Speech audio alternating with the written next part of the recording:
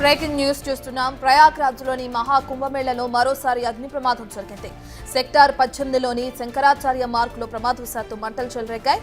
వెంటనే అప్రమత్తమైన ఫైర్ సిబ్బంది మంటలను అదుపు చేస్తున్నారు.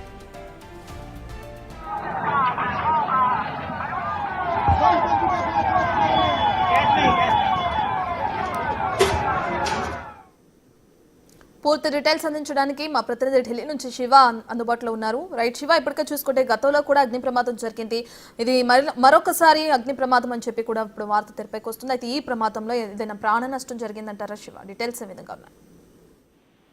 రైట్, మరోసారి ప్రయాగరాజ్ లో మహాకుంభమేళలో అగ్ని ప్రమాదం చూస్తుంది. శంకరాచార్య మార్గ్ లోని సెక్టర్ 18 లో ఈ ప్రమాదం జరిగినట్లుగా కూడా అధికారులు తెలియజేస్తున్నారు. అంటే ఇప్పటికే సంఘటన స్థలానికి చేరుకుని మంటలను అదుపులోకి తీసుకొచ్చినట్లుగా అగ్నిమాపక సిబ్బంది తెలియజేశారు. అయితే మొత్తం ఇప్పటికీ ఇది 4వ ఉన్న ప్రమాదంగా కూడా అధికారులు చెప్తున్నారు. గతంలో కూడా తొలుత 19వ తేదీన మహాకుంభమేళలో భారీ అగ్ని ప్రమాదం సంభవించింది. తర్వాత ఎల్పీజీ సిలిండర్ పేలడంతో సెక్టర్ 19 లో మంటలు చెలరేగినట్లు కూడా తెలుస్తున్నారు. ఈ ప్రమాదంలో 18 గుడారాలు టెంట్లు ఏవైతున్నాయి అవన్నీ కూడా అగ్నికి ఆహుతయ్యాయి. ప్రమాదంలో ఎలాంటి ప్రాణ నష్టం జరగలేదనేది గతంలో కూడా తెలియజేశారు.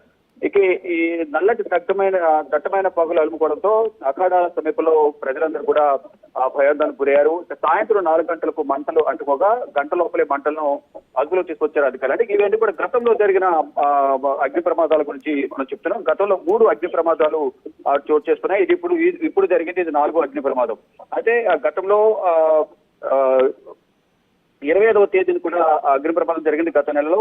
ఇలా వరుసగా 3 అగ్ని ప్రమాదాలు జరిగాయి. ఇప్పుడు జరిగింది 4వ అగ్ని ప్రమాదం. అక్కడ ప్రధానంగా అఖాడాలలో అక్కడికి వచ్చే భక్తులు కానీ అక్కడ ఉండే వారి అఖాడాకు సంబంధించిన పీఠాధిపతుల అనుచర వర్గం కూడా అక్కడే ఉంటారు కాబట్టి వారికి వంట చేసే క్రమంలో ఆ వంటలు చేసే క్రమంలోనే ఈ అగ్ని ప్రమాదం జరుగుతుంది అనేది ప్రధానంగా తెలుస్తోంది. అవన్నీ కూడా ప్లాస్టిక్ క్లాత్ గుడారాలతో ఏర్పాటు చేసిన టెంట్స్ కాబట్టి అవన్నీ కూడా పొగతో కూడిన అగ్ని ప్రమాదం జరుగుతోంది. వెంటనే సంఘటన స్థలానికి అగ్నిమాపక సిబ్బంది కూడా ఫైర్ సేఫ్టీ పరంగా కూడా యూపీ ప్రభుత్వం అఖాడాలలో భారీ భద్రతను ఏర్పాటు చేసింది. ఫైర్ సేఫ్టీకి సంబంధించి హుటాహుటిన సమాచారం తెలుసుకుని వెంటనే అక్కడున్న సిబ్బంది అందరూ కూడా సైరన్ మోగిస్తారు. సైరన్ మోగించిన వెంటనే అగ్నిమాపక సిబ్బంది అందరూ హుటాహుటిన ఫైర్ సేఫ్టీకి సంబంధించిన బైక్స్ కానీ ఫైర్ ఇంజిన్ లను వేసుకుని హుటాహుటిన సంఘటన స్థలానికి చేరుకుంటారు.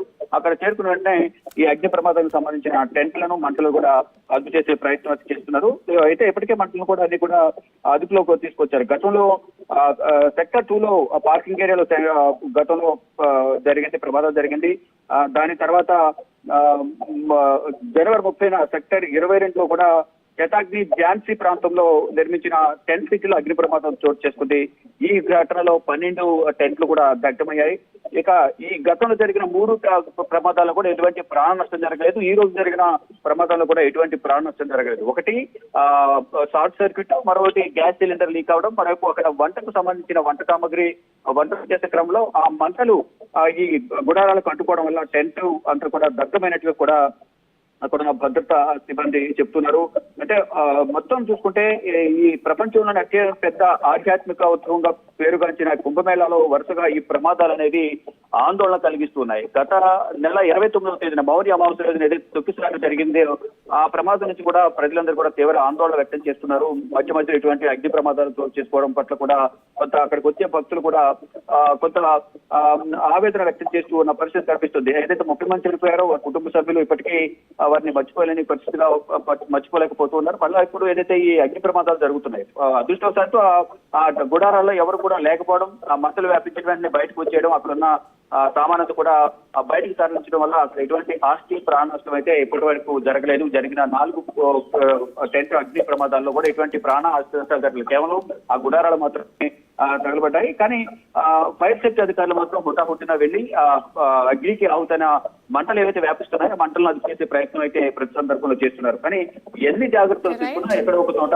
చిన్న తప్పిదం వల్ల ఈ ప్రమాదాలు చోటు చేసుకుంటున్నాయంటూ అధికారులు చెప్తూ ఉన్నారు. Right, thank you Shiva.